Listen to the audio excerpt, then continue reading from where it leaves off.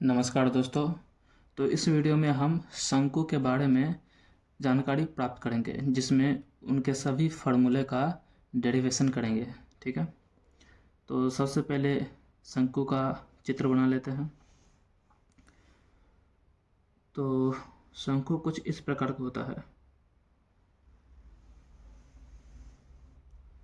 आपने शंकु के आकार का आइसक्रीम भी खाया होगा। ठीक है, शंकु का एक भाग ऐसा होता है वृत्ताकार, और एक नीचे का भाग ऐसा होता है। ठीक है, और ये तिर्यक होता है।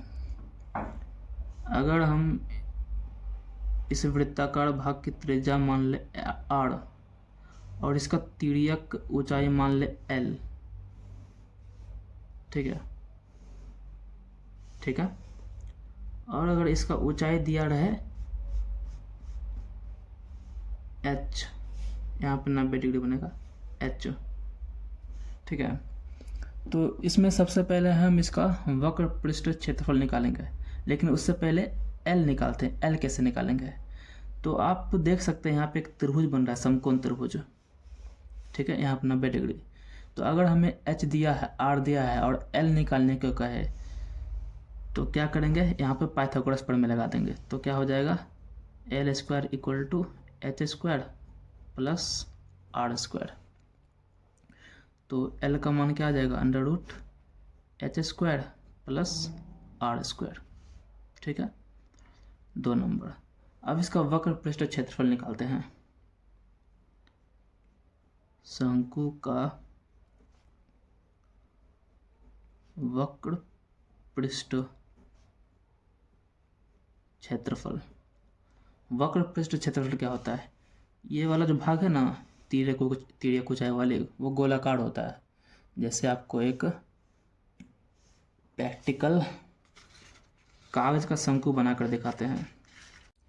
देखिए, आपको एक आकृति दिखाता हूँ शंकु का। देखिए, शंकु कुछ इस प्रकार होता है। ठीक है, और ये वाला जो पार्ट है ना, ये होता है वक्र पृष्ठ क्षेत्रफल। तो अब बात आती है कि इसका वक्र पृष्ठ क्षेत्रफल कैसे निकाले।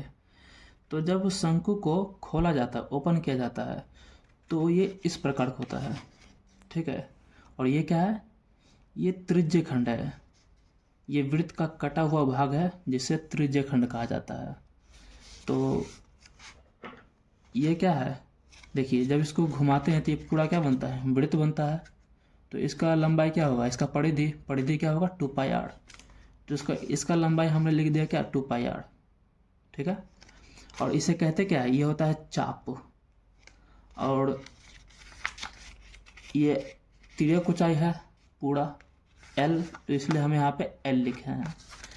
तो शंकु के वक्र पृष्ठ का क्षेत्रफल भी वही होगा जो इसके त्रिज्यखंड का क्षेत्रफल होगा। तो त्रिज्यखंड के क्षेत्रफल का फॉर्मूला होता है 1/2 गुने चाप गुने, और ये वाली ऊंचाई जैसे हमने l लिया है, ये l है, तो l। ठीक है, तो 1/2 गुने चाप की लंबाई क्या दिया है? 2πr। तो लिख दे यहाँ पे 2πr इंटू l। ठीक है, तो 2 से 2 गया तो क्या हो जाएगा? πrl। और यही होता है फार्मूला किसका? शंकु के वक्र पृष्ठ क्षेत्रफल का। नंबर 3,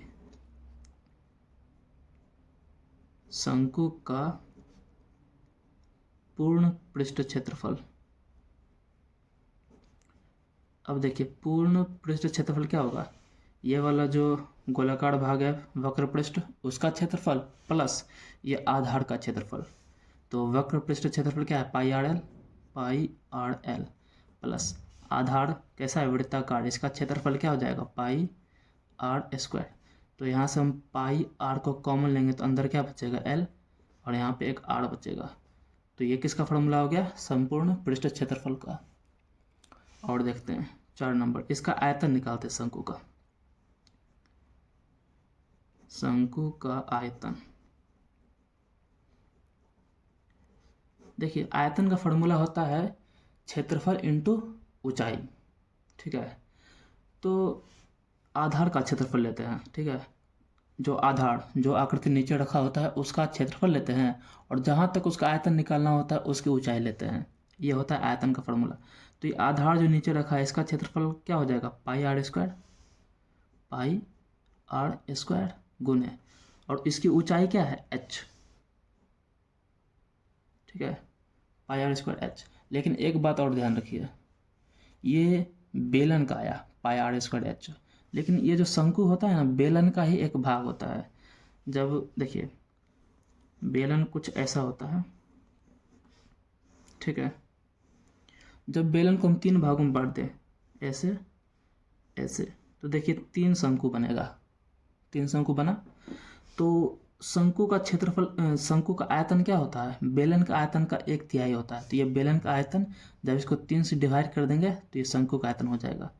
तो शंकु का आयतन का फॉर्मूला क्या हो जाएगा, 1/3 पाई आर स्क्वायर h। ठीक है, तो मिलते हैं नेक्स्ट वीडियो में। Thank you.